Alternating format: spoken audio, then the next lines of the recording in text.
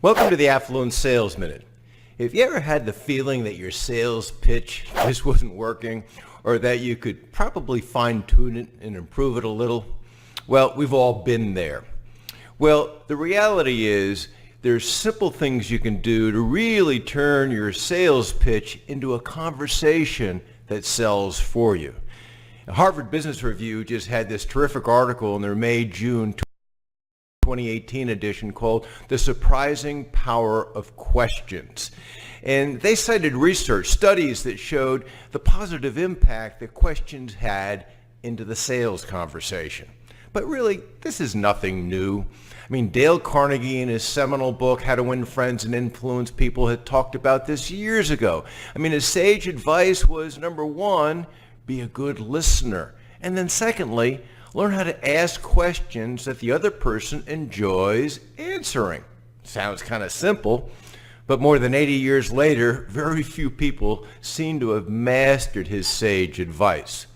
Well, we have found that there's really three critical components to maximize the power of asking questions. Three critical components where questions will engineer a conversation that sells for you. Now, the first is tone.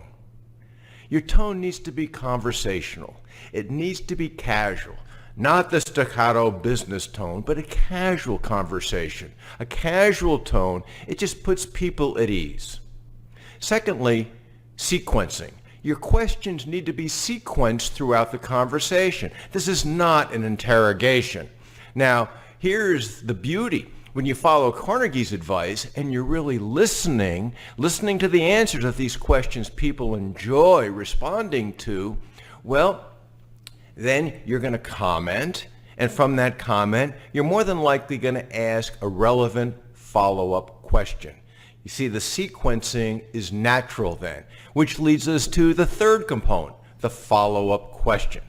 By the way, follow-up questions are the most powerful of all questions.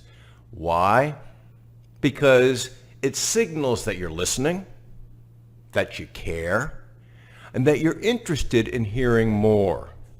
And by the way, in a sales conversation, there's a big bonus here, because as you ask follow-up questions, the other person, your prospect, is going to probably tell you how to sell your services to them.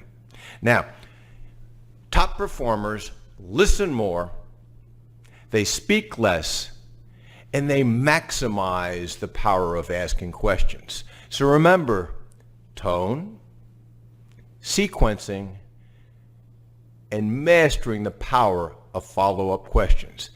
Do this, and you will be turning your sales conversations, those pitches, into natural conversations that sell for you. Bye for now.